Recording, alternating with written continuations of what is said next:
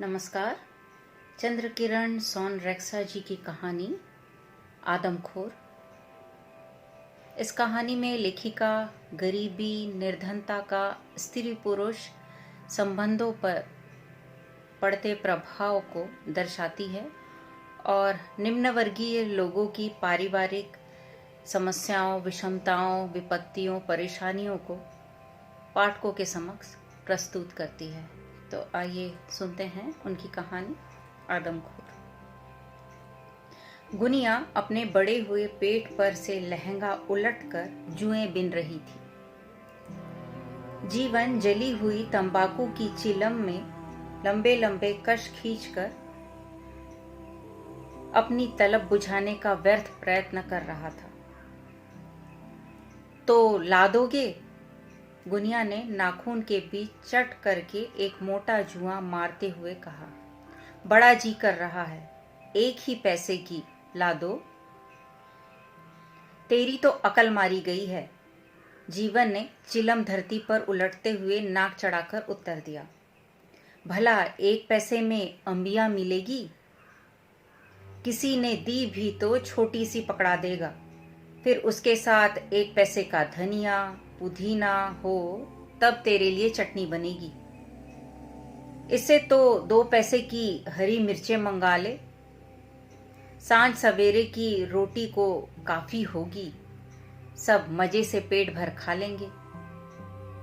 जीवन की रूखी बातें सुनकर गुनिया जल उठी। चिड़े से स्वर में बोली, तुम्हारे तो सदा यही ढंग रहे, कभी अपनी खुशी से 1 पैसे का गुड़ भी न खिलाया। इस दशा में औरतें जाने कितना खट्टा मिठा खाती है, मेरे भाग से एक अमिया भी उड़ गई। जीवन भी कम गुस्सैल नहीं है। गुस्से के कारण ही तो बाप से लड़कर गौने आई बहू का हाथ पकड़कर बिना किसी आश्रय के वह इस शहर में आ पहुंचा था। उन दिनों वह किसी की आधी बात उधार न खाता था। अब तो पेट की, बेकारी की और मेहनत की मार सहते सहते उसकी तेजी बहुत कुछ मर गई। परंतु यह बात बाहर वालों के लिए ही है। घरवाली के प्रति तो उसका गुस्सा गरीब की चादर की छेद की तरह धीरे धीरे बढ़ता ही गया है। गुनिया की जली कटी वाणी सुनकर वह और भी भड़क उठा।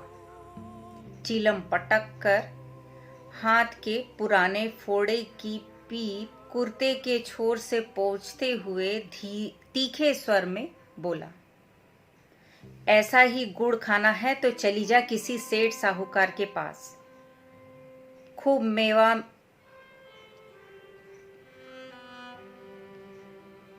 मेवा मिश्री खिलाएगा। 1 हो 2 हो, तेरा पेट तो हर साल ही फूला रहता है। कहाँ तक खट्टा मिठा चटाऊं, फिर तुझे खिलाऊं या तेरे कीड़े मकोड़ों का पेट भरूं। सवेरे से लेकर रात 10 बजे तक बैल की तरह जूता रहता हूं। इस पर भी तुझे संतोष न हो तो ला, गले में फांसी लगा लूं। अरे बेशरम, जा। गुनिया घुटने पर हाथ टेक कर उठती हुई बोली, दिन में 7 बार फांसी लगाता है, मरा तो एक बार भी नहीं। तू सवेरे से रात तक जूता रहता है तो मैं क्या हाथ पर हाथ धरे बैठी रहती हूँ? तेरे घी पूतों को और तुझे बनाकर नहीं खिलाती? घर का सारा धंधा नहीं करती? जिस तीस की टहल चाकरी करके 2-4 पैसे कमाती हूँ वे भी तेरे पेट में झोंक देती हूँ। फिर भी जब देखो तब। जीवन में इतनी सहनशीलता कब थी कि उसकी वह लच्छेदार बात चुपचाप सुनता रहता। पास ही पड़ी जूती उठाकर उसने गुनिया के खींच मारी। ससुरी बकबक किए जा रही है, उठ के रोटी बना, नहीं अभी पूजा कर दूंगा। जीवन के क्रोध से गुनिया अपरिचित नहीं। अनेक बार, खासकर उन दिनों जब वह बेकार होता है, उसने तनिक तनिक सी बातों पर गुनिया के नील डाल दिए।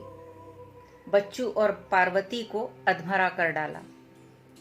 मन ही मन भुनभुनाती वह उठकर पड़ोसिन के यहाँ आटा उधार लेने चली गई। 11 साल हुए जीवन को शहर में आए। तब से अब तक वह इसी मेवालाल के कटरे में रहता है। इसी खपरेल की 4 हाथ लंबी और 3 हाथ चौड़ी कोठरी में वह क्रमशः 7 बच्चों का बाप बना और शीघ्र ही 8वें का बनने वाला है। रोग शोक अन्नाभाव और गर्मी सर्दी के थपेड़े खाते खाते भी एक लड़की और 2 लड़के यमराज को अंगूठा दिखाकर सही सलामत इस पृथ्वी पर दिखाई दे रहे हैं। कभी इस घर को छोड़ना पड़ेगा ऐसी संभावना भी नहीं है। शहर में इससे सस्ता कटरा और कोई नहीं है।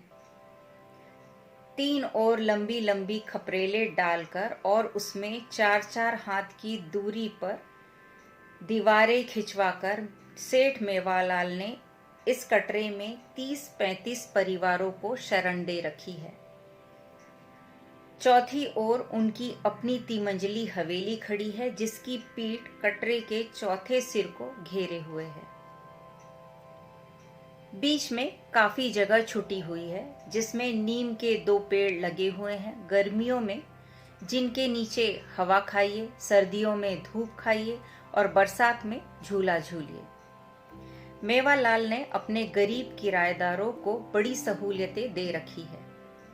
सोने बैठने का इतना आराम भला कौन दे सकता है। मैदान के एक किनारे नल भी लगवा दिया है, जिसके लिए उनके किराएदारों को उनका परम अनुग्रहित होना चाहिए था, परंतु यह कटरे वाले बड़े नमक हराम हैं। कहते हैं कि एक कुआं खुदवा दो। यह नहीं सोचते कि यदि वह नल न लगवाते तो उन्हें सड़क के पास सरकारी नल से पानी लाना पड़ता। गर्मियों में इस नल पर खासा महाभारत मचा रहता। कभी कभी तो सिर फूटने की नौबत आ जाती। लगभग 35-36 परिवारों के 150-200 प्राणियों के बीच वह नल ऐसा ही है जैसे ऊंट के मुंह में जीरा। कोड़ में खाज की भांति उन कटरे वालों के कपड़े धोने, बर्तन मांजने और मुंह धोने का स्थान भी वही नल का चबूतरा था, क्योंकि खपरेलों से घिरी उस बस्ती में पक्के फर्श के नाम पर बस नल के समीप 4 पत्थर गड़े थे। वही पत्थर स्वर्ग की एकमात्र वैतरणी उन सबका कॉमन बाथरूम बने हुए थे। बड़ी बूढ़ियां, मर्द तथा बच्चे वहीं खुले में नहा लेते थे।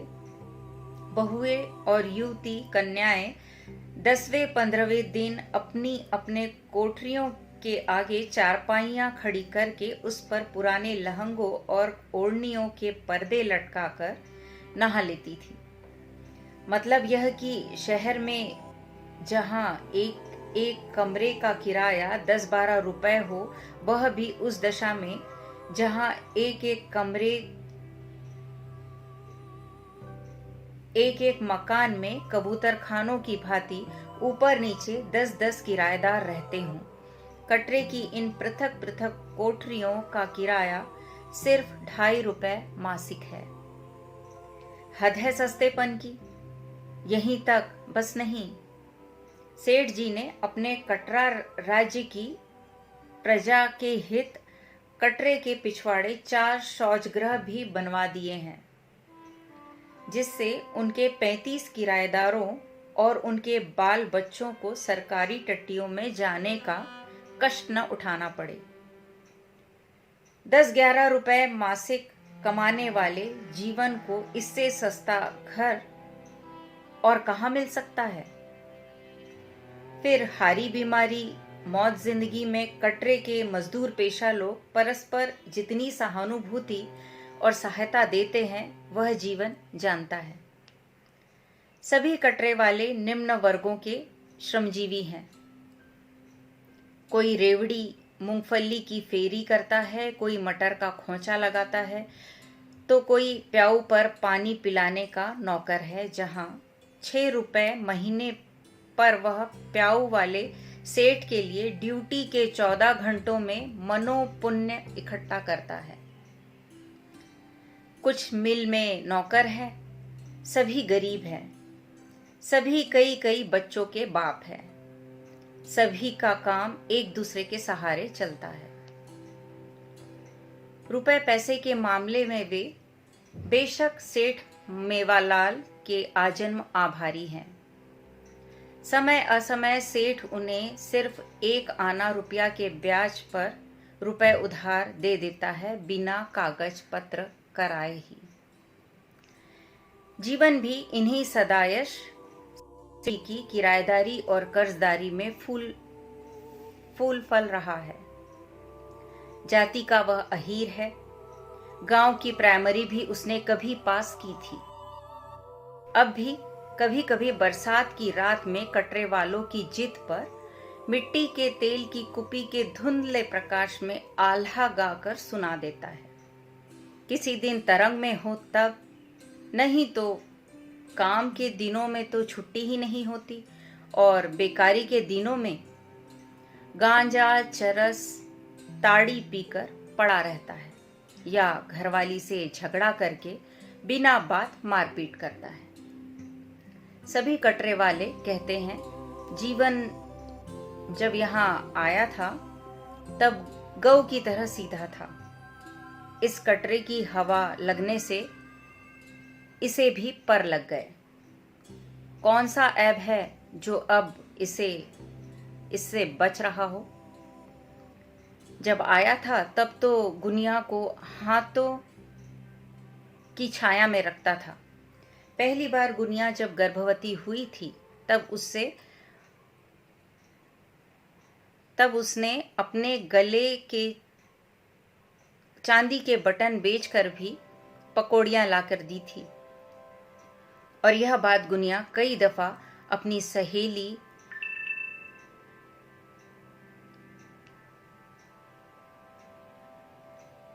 सखियों से कह चुकी है कि धीरे धीरे न जाने इसे क्या हो गया है।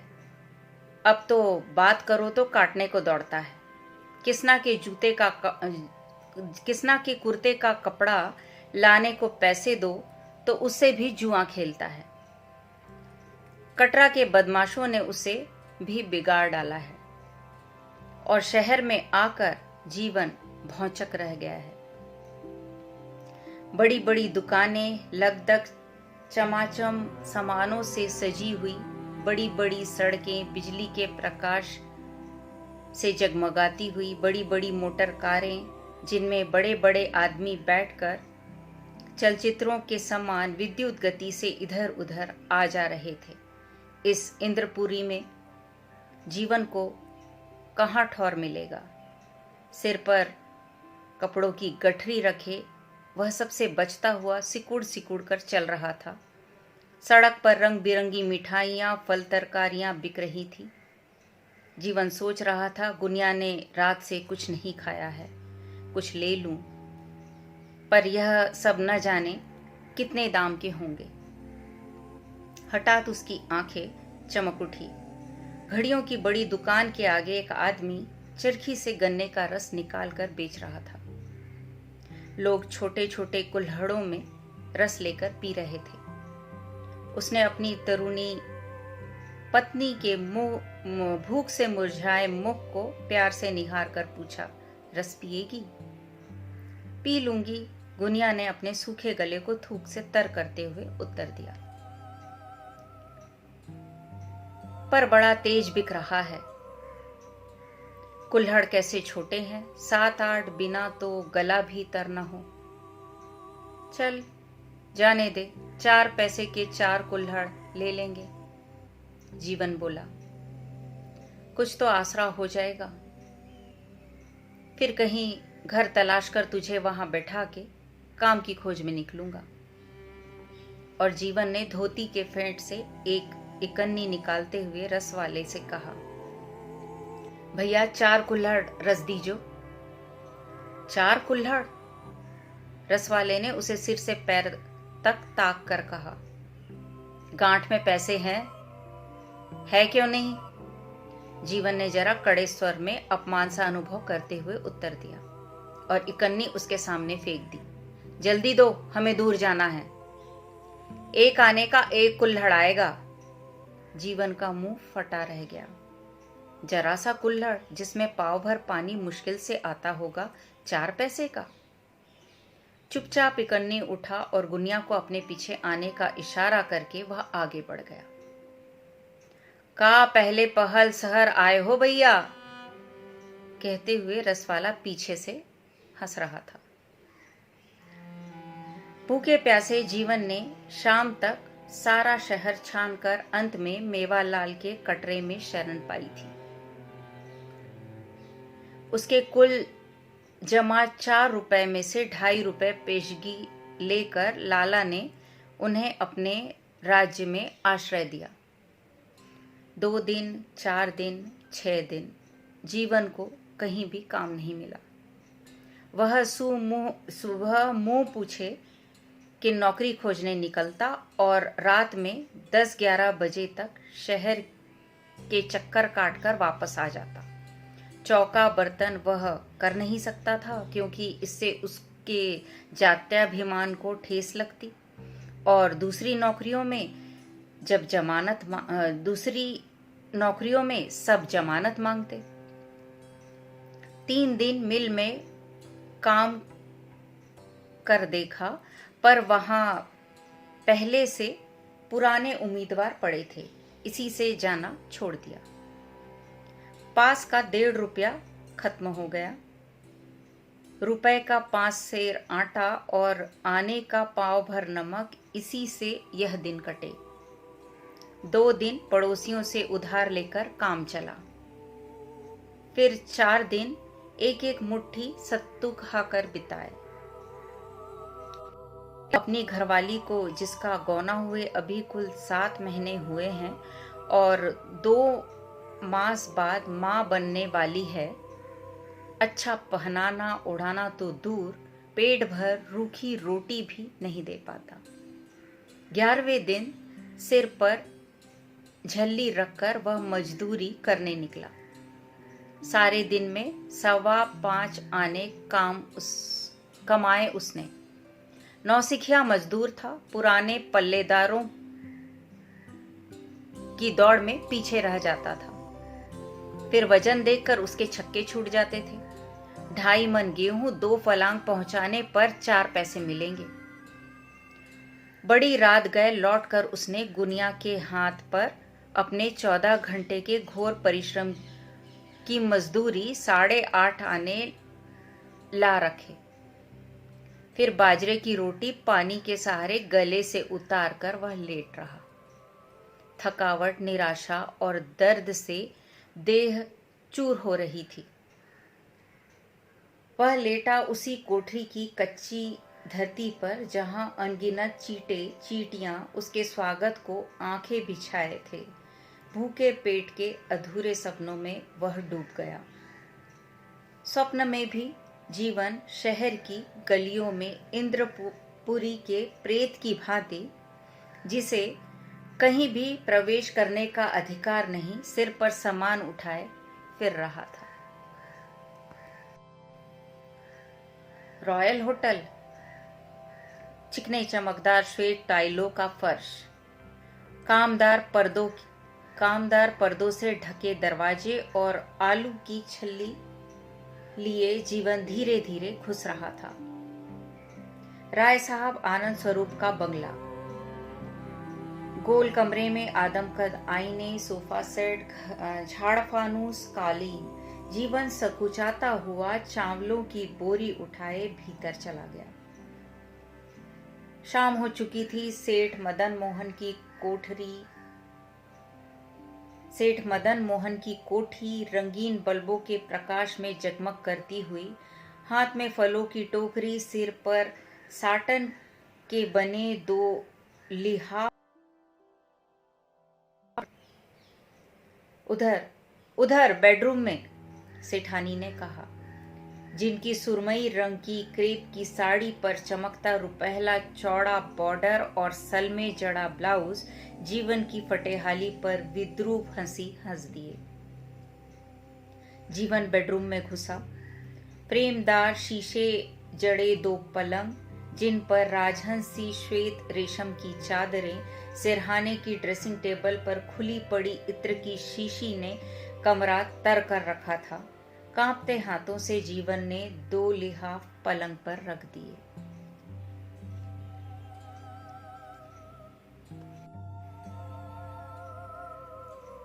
अरे राम, मरी रे, हाय चाची मर गई, अब की न बचूंगी, गुनिया करा उठी।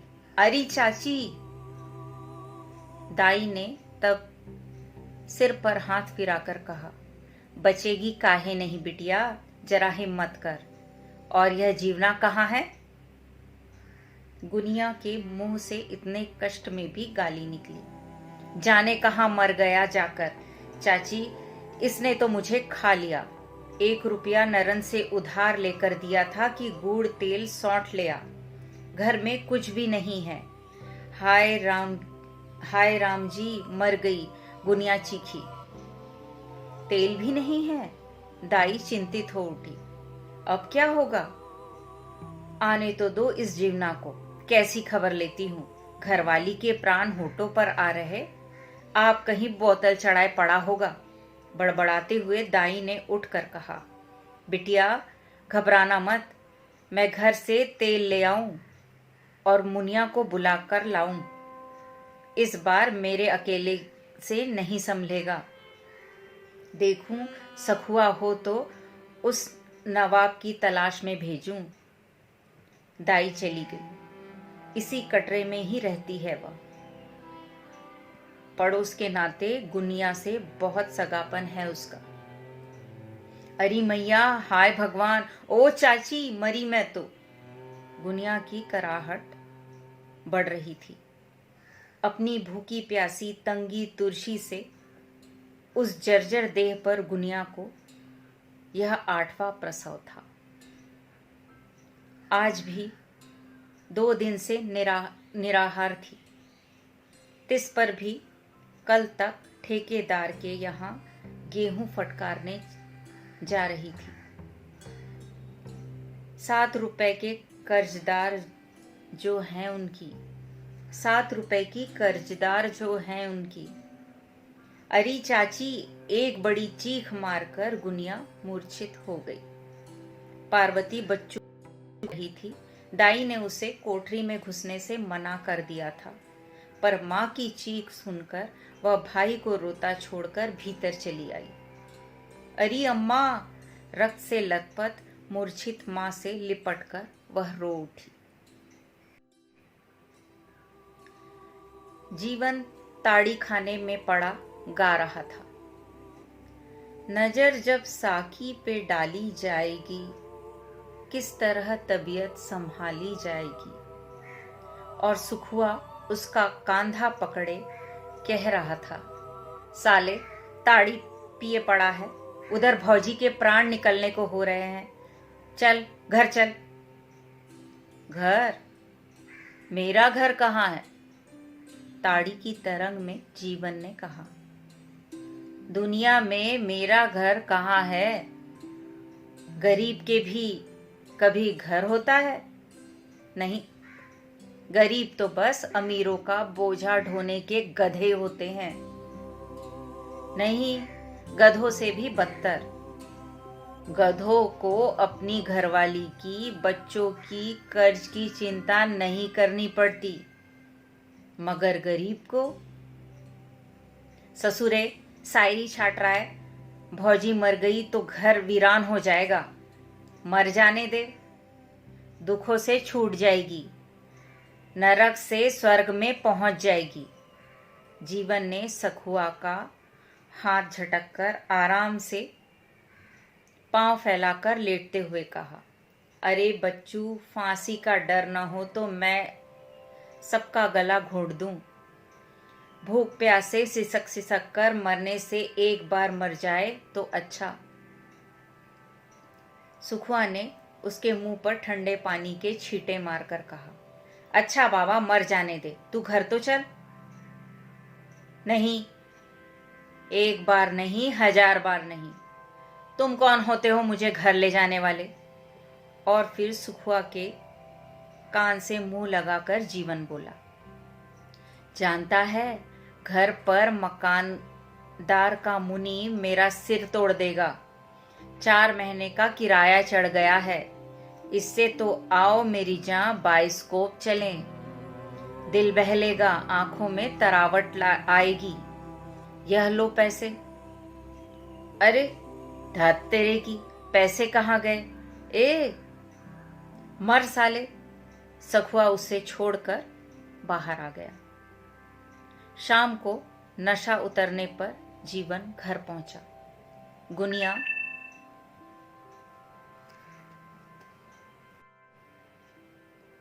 गुनिया तब आखिरी सांस खींच रही थी। गुनिया मर गई। 2 दिन बाद उसका सूखा सा नवजात शिशु भी चल बसा। कटरे वालों ने चंदा करके कफन काटी का इंतजाम किया। जीवन को सब लानत भेजते थे। इसी के ढंगों से गुनिया बेमौत मर गई और बच्चू भी मरने को पड़ा था। पर्याप्त कपड़ों के अभाव में उस कृशकाय बालक को ठंड लग गई थी। खैराती अस्पताल से पार्वती दवा लाई थी। दाई उपलों की आंच से उसे सेंक रही थी और जीवन सिर झुकाए पाटी के पास बैठा था। पानी पानी। बच्चू कराहना छोड़ चिल्ला उठा, पानी। ज्वर से उसके नेत्र लाल अंगारे हो रहे थे। गुड़ की बनी चाय का एक चम्मच उसके मुंह में छोड़कर दाई ने पुचकार कर कहा, पी ले मेरे भैया, अच्छा हो जाएगा। फिर जीवन की ओर कठोर दृष्टि से ताक कर बोली, मुर्दे सा क्या बैठा है? जाकर किसी वैद्य हकीम को ला।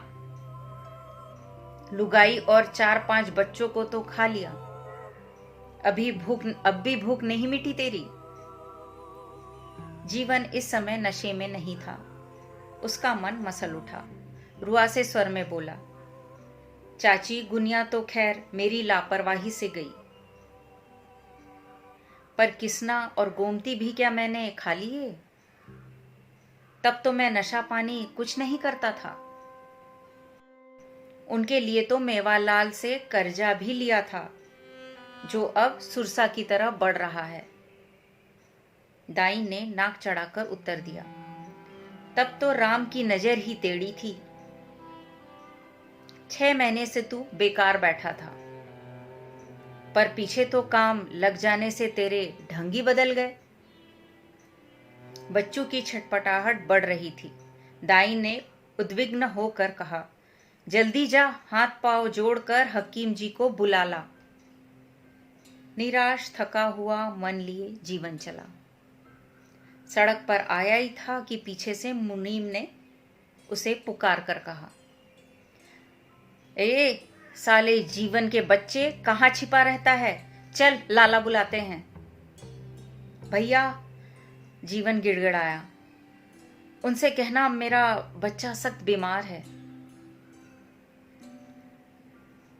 अच्छा हो जाएगा तो धीरे से सब पाट दूंगा। अब हकीम के जा रहा हूं। बहाने छोड़कर सीधी तरह चल। मुनीम ने उसका हाथ पकड़कर खींचा।